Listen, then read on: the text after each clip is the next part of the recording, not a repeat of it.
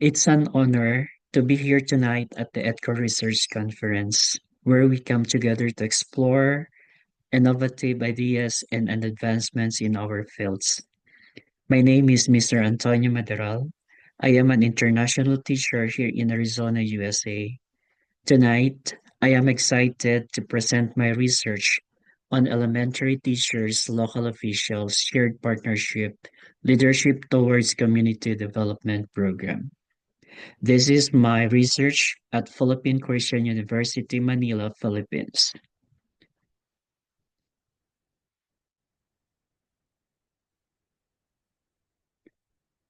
School community relations programs are indeed vital and indispensable in fostering opportunities towards school development and improvement. However, the success rate and positive outcomes of school community programs are reliant not merely on the programs but more on the implementers and contributors towards the noble advocacies. The rationale behind this study stems from the recognition that effective community development is often rooted in strong collaborative partnerships. Elementary teachers and local officials are pivotal in implementing and sustaining programs that benefit the community. By examining their shared partnership and leadership, this study seeks to identify best practices and areas for improvement, ultimately contributing to the development of more effective community programs. So, this is the statement of the problem, the methodology used, the population and sampling. These are the research instruments, the data collection, the data analysis.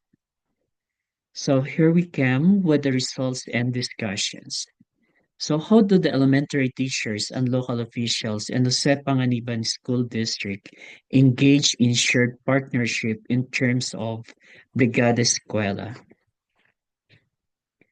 The major identified practices that reflect the extent or degree to which Brigada Escuela program foster shared partnership between educators and community leaders included comprehensive information dissemination on Brigada Escuela advocacies, intensive maintenance, repairs and cleanup works, heightened volunteerism among Brigada manpower during physical preparations, and collaborative overall planning and preparation system for the opening of classes.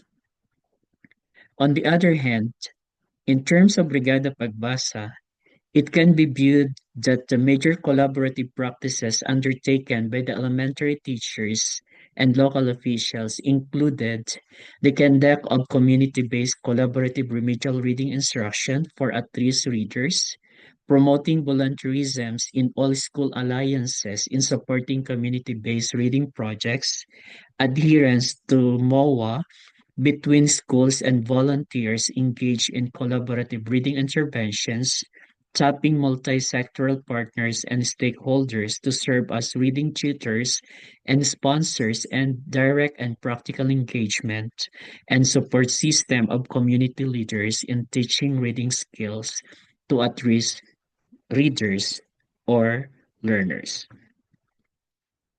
Moreover, it was also found that the major responses gathered that the reflect reflect the shared partnership in DRRM or the disaster risk reduction management. Among the respondents were the initiatives to promote proper coordination and cooperation in implementing disaster management programs, collaborative goal setting on DRRM programs and advocacies, practical emergency response trainings and drill to teachers and learners, and collective sharing of available resources to support DRRM. Meanwhile, in terms of parenting education, it was found that major collaborative practices of the teachers and community leaders to support parenting educational program were through home visitation, session to provide informal counseling and trainings for parents, bringing community of adults to foster collaborative parental education for the parents, employing motivational strategies and approaches to boost parents' confidence and efficacy towards parenthood, and fostering opportunities towards shared responsibility between teachers and community leaders in providing holistic services for the parents. How do the participants practice shared leadership in terms of leadership and governance? It was attained and fostered through collaborative decision making, professional development and support to teachers and local leaders, community engagement and partnerships, and community transparency. In terms of curriculum and learning, it was found that the major collaborative practices of the teachers and local community leaders in supporting curriculum and learning include aligning curriculum services with community needs, fostering community involvement in educational and social activities, matching the school resources and support services to the goals and objectives of the school programs, leveraging the combined expertise and resources of faculty and community officials in promoting a conducive learning environment for learners and a welcoming and socially nurturing school environment for stakeholders.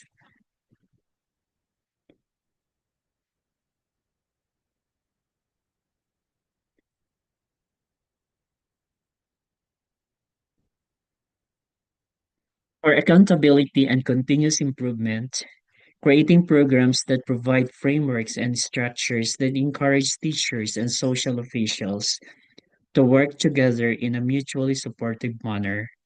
Other major accountability practices include promoting open communication, data-driven decision-making, and collective problem-solving. It was also found that teachers and local officials often work collaboratively to set goals, monitor progress, and make necessary adjustments to improve educational outcomes. Management of resources.